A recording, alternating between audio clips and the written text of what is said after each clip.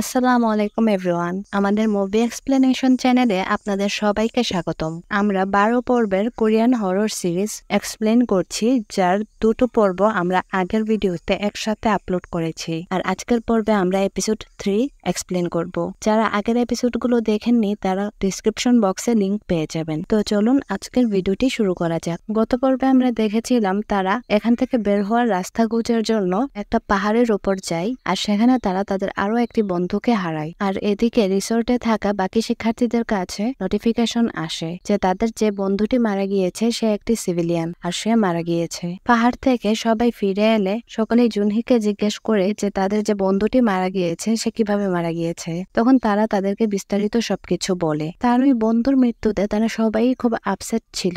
এই বখাটে ছেলেটি এসে জুনহিকে জিজ্ঞেস করে যে তোমরা যে গিয়েছিলে সেখানে কি কাউকে পেয়েছো? তারা বলে যে না, আমরা কাউকে খুঁজে পাইনি। তখন এই ছেলেটা তাদের উপর অনেক রাগ করে। আসলে এই ছেলেটা অনেক সেলফিশ। তার যে বন্ধু মারা গিয়েছে এতে তার কোনো আক্ষেপ নেই, তো সে শুধুমাত্র এখান থেকে বের হতে পারবে কিনা সেটা নিয়েই পড়ে আছে। আর সেজন্য সে সবাইকে এর জন্য প্রেসার দিচ্ছে। শেষে জুনহি সবাইকে বলে যে আমরা সবাই এখানে ফেসে গেছি, এখান থেকে বের হওয়ার আর কোনো উপায় নেই। আমরা যদি কিছু করতে পারি সেটা হলো এই গেমটাকেই আমরা কন্টিনিউ করতে পারি। এই গেমের দ্বারাই হয়তো আমরা বেঁচে থাকতে পারবো। এই গেমের মধ্যে বেঁচে থাকার সর্বোত্তম চেষ্টা আমাদেরকে করতে হবে। পরবর্তী সিনে দেখা যায় ইউনসু বসে কান্না করছিল। জাঙ্গুন তখন এসে তাকে জিজ্ঞেস করে যে তুমি কান্না করছো কেন? ইউনসু বলে যে আমি বলেছিলাম যে পাহাড়ের মাঝে গিয়ে হয়তো কাউকে খুঁজে পাওয়া যেতে পারে। আমার কথা শুনেই তারা সবাই গিয়েছিল, আর এর জন্যই তারা একটি বন্ধুকে হারিয়েছে। জাঙ্গুন তখন বলে এর জন্য নিজেকে দায়ী করার কোনো প্রয়োজন নেই। তুমি শুধুমাত্র এখান থেকে বের হওয়ার একটা রাস্তা খুঁজতে চেয়েছিলে, আর যে মারা গেছে সে নিজে থেকে গিয়েছিল। তো এখন তুমি কি করবে?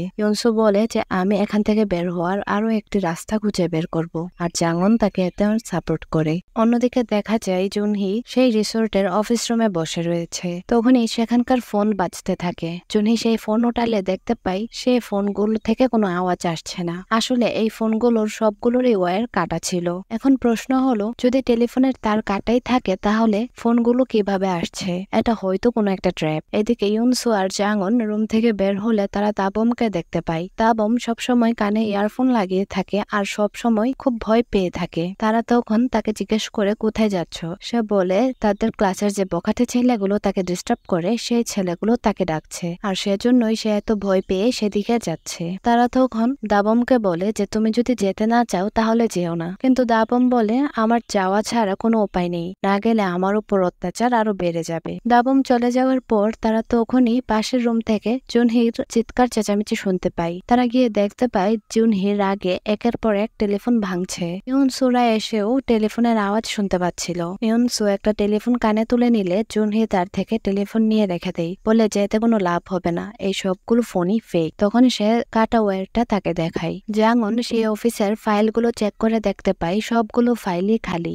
অন্যদিকে দেখা যায় ক্লাসের সবাই বসে মিটিং করছিল। তারা সবাই আলোচনা করছিল যে কারা মাফিয়া হতে পারে, কারা ডাক্তার হতে পারে, আর এখন ভোটিং এ কাকে ভোট দেওয়া যেতে পারে। সুমি তখন সবাইকে এই রুমে ডেকে নিয়ে আসতে বলে। আর এদিকে আমরা দেখতে পাই নাহির পায়ে ব্যান্ডেজ করে দিচ্ছে তারই ক্রাশ সেই অ্যাথলেট প্লেয়ারটা। তখন এখানে নাহি তাকে বলে যে আমি তোমাকে প্রোটেক্ট করব, যাই হয়ে যাক না কেন।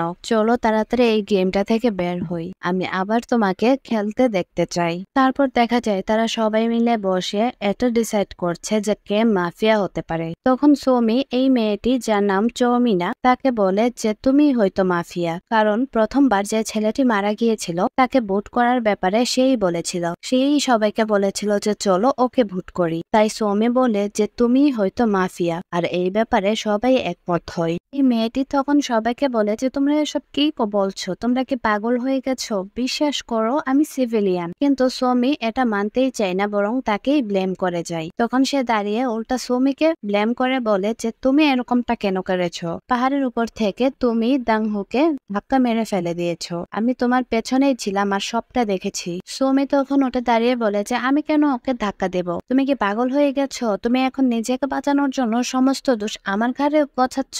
তাদের তর্কাতর্কির এক পর্যায়ে মারামারির মতো লেগে যায়। এদিকে দেখা যায় দাবমকে তারা জোর করে আটকে রেখে তার ফোন নিয়ে তারা চেক করতে যায় যে দাবমের প্রফেশন কি, কিন্তু তার প্রফেশন তার ফোনের মধ্যে তারা দেখতে পায় না। তখন এই ছেলেটি যাকে সবচেয়ে হেট করে, মানে সে অ্যাথলেট প্লেয়ারটা, তাকে তার ফোন দিয়ে ভোট করতে চায়। মানে তার প্ল্যান হচ্ছে এই অ্যাথলেট প্লেয়ারকে ভোট করে তারা মেরে ফেলতে চায়, কিন্তু সে কোনো মতেই দাবমের ফোন থেকে তাকে ভোট করতে পারে না। মানে এটা গেমের রুলসে নেই। তখন সে দাবমের আঙ্গুল নিয়ে জোর করে তাকে ভোট করতে চায়, আর সেটিও তারা পারে না। মানে যার ফোন শুধুমাত্র সে তার স্বইচ্ছায় কাউকে ভোট করতে পারবে, তাকে দিয়ে জোর করিয়ে ভোট করানো সম্ভব না। তখনই এখানে জনি আর এই অ্যাথলেট প্লেয়ারটা চলে আসে, সাথে ইয়নসো আর জাঙ্গনও ছিল। তারা এসে দাবমকে এখান থেকে উদ্ধার করে। জুনহি আর অ্যাথলেট প্লেয়ারটা ওদের দুজনকে শাসিয়ে দেয়। মানে এই দুজনকে এই ক্লাসের হিরো বলা যেতে পারে। জুনহি তাদেরকে ধমকে দিলে তারা উল্টো জুনহির উপর আক্রমণ করতে যায়, কিন্তু যখন অ্যাথলেট প্লেয়ারটা তাদেরকে ধমক দেয় বা তাদের গায়ে হাত তুলে, তখন তারা আর সাহস পায় না। তারা চুপচাপ তাদেরকে ধমকে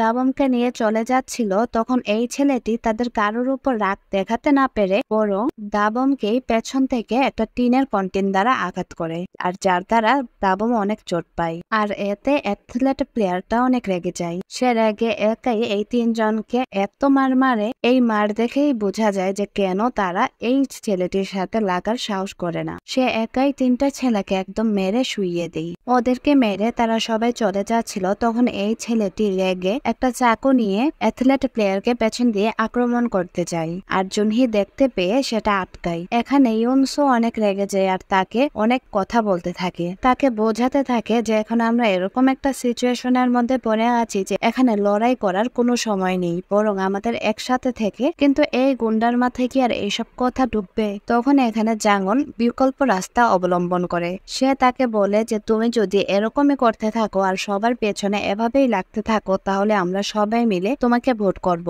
আর এটা শুনে এই ছেলেটি অনেক ভয় পেয়ে যায়। তারপর তারা সবাই মিটিং রুমে একসাথে জড়ো হয়। তখন এখানে জুনহি বলে যে আমরা সবাই যদি ভোট করি তাহলে কাউকে না কাউকে তো মরতেই হবে, তার চাইতে বরং আমরা কাউকেই যদি ভোট না করি তাহলে হয়তো আমাদের মধ্যে কেউই মারা যাবে না। এতে দুই একজন আপত্তি করলেও বাকিরা সবাই রাজি হয়। তখন এই গুন্ডা ছেলেটি খুব ভালো মানুষ হয়ে যায় আর একটা বালতি এনে সবার ফোন একসাথে জড়ো করতে থাকে। সে বলে যে এটা যখন আমাদের ক্লাস প্রেসিডেন্টের ডিসিশন, তখন এটা আমাদের মানতেই হবে। সকলের ফোন জড়ো হওয়ার পর তারা সবাই 12টা বাজার অপেক্ষা করতে থাকে। 12টা বাজতে যখন 1 মিনিট বাকি, তখন আবার সাইরেন বেজে ওঠে আর বলা হয় যে আর মাত্র 1 মিনিট বাকি রয়েছে, সবাই তাদের ভোট সম্পন্ন করে নাও। যখন 12টা বেজে যায় আর কোনো সাইরেন বাজে না বা কিছু হয় না, তখন তারা ভাবে তারা হয়তো এখন সেফ আছে, তারা হয়তো এই সবটা থেকে বের হতে পেরেছে, আর এজন্য তারা সবাই খুবই খুশি ছিল। ঠিক তখনই একটা সাইরেন বেজে ওঠে আর সেখানে বলা হয় যে পার্টিসিপেন্টদের অবশ্যই কাউকে না কাউকে ভোট করতেই হবে। আর তখনই দুজন মারা যায়, আর সেই সাথে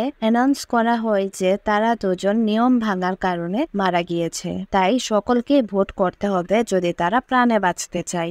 এই গুন্ডাটা তার পকেট থেকে ফোন বের করে ভোট করতে শুরু করে। মানে যখন সে সবার ফোন কালেক্ট করছিল, তখন সে লুকিয়ে নিজের ফোনটা নিজের কাছেই রেখে দিয়েছিল।